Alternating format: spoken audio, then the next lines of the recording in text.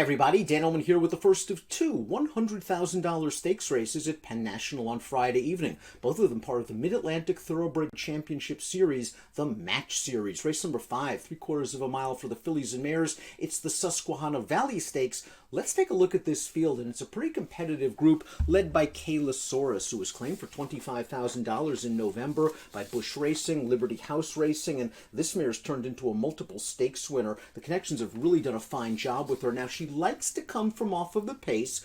We're going to take a look at the Timeform US Pace projector for this race, and we see a blue bar scenario, which favors horses on or near the early lead and might work against Kaylasaurus. Now, in analyzing the horses that are expected to make the pace, the 4 Hey Mama Luke, she's pretty quick out of there, and even if she gets to the lead, I'm not sure if she's going to be going slow pace up front. The 7 Bold Confection, she also has a bit of tactical speed. I really think that the 5 Fille d'Esprit is going to be a lot closer to the pace. The 1 Prodigy Doll breaking from the rail might try to tuck in behind those horses. We'll start off with Prodigy Doll, the number 1, and I really needed her last time out in the Prima Netta. She was 7-1 that day, and she ran really well when beaten by Kaylasaurus. She didn't break the best that day. She was sent up to prompt a very moderate pace, but 3 wide and in between horses, and in the stretch she never looked like she was going to win, but she kept grinding and grinding and grinding, and she put away all those other pace horses only to be run down at the very end by Kaylasaurus. It was a game and genuine effort for Prodigy Doll,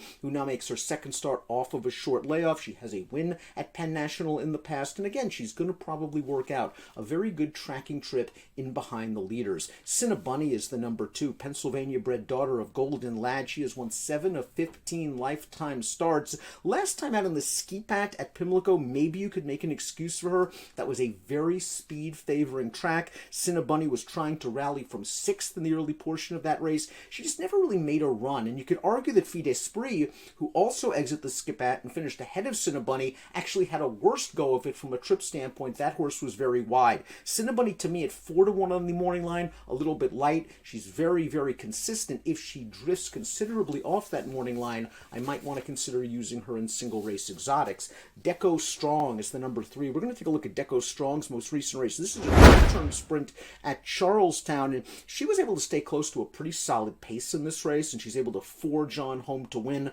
Only a 70 Beyer speed figure. The runner-up would come back to win an allowance race at Charlestown with a 71 Beyer, and that's really the issue with Deco Strong. Her figures are just a little bit light right now as she faces some very tough competition. Hey Mama Luke is the number 4. She is the projected speed, and if she runs her race like she did 3 starts back at Parks, going 6.5 furlongs, she might be very tough to catch because she blasted right out to the lead that day, set an uncontested pace, and sprinted on home to win with a 90 Beyer speed figure, beating a pretty nice mare from the Trombetta barn named Jakarta. Now, her 2 starts since then have not been good. She's shown that speed, she just hasn't shown the staying power, and last time out in the Unique Bella, she made the front, and there was just nothing there in the stretch when the closers came coming. So I'm very concerned about her current form. This Timeform US Pace projector is kind to Hey Mama Luke. The morning line price, though, of 3-1 just seems, again, light on a filly that might be going off form. Fille d'Esprit is not going off form. We're going to watch her last race. This is the aforementioned Ski Pat Stakes, and she worked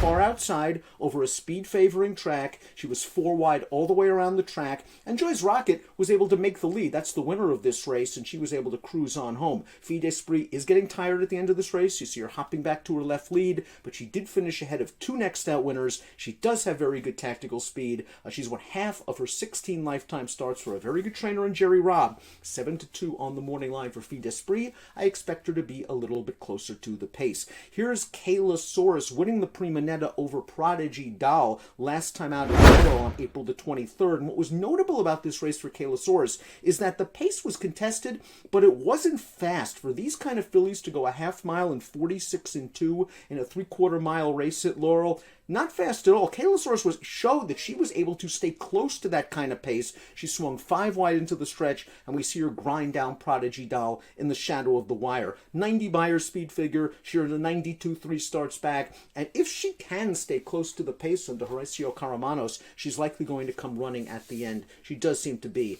in very good form. Bold Confection completes the field, and Bold Confection just earned a stakes placing last time out an off-the-turf race at Monmouth Park. Let's watch the Politecnico, 5/8 of a mile. She caught a very fast horse in Robin Sparkles, and she was able to run second solid enough effort for Bold Confection, only a 70 Beyer speed figure. And the race before that, 2 starts back at Parks, I was a little disappointed she didn't get the job done. She loomed menacingly at the 3/16 pole. She got right on even terms with the long shot winner and could not get by in the stretch. I do like her tactical speed. I do like her outside post position. She's lightly raced enough that I do believe there is a hint of upside potential. I'm going to go with Kaylosaurus in here. I do think the pace is going to be fair. Maybe not fast, but I'm not sure if it's going to be as slow as Timeform US believes up front, where it will aid the front runners. And she's just been in good form. She's based at Penn National. The Connections had other options. They decided to stay here for the match series and the Susquehanna Valley. Best of luck.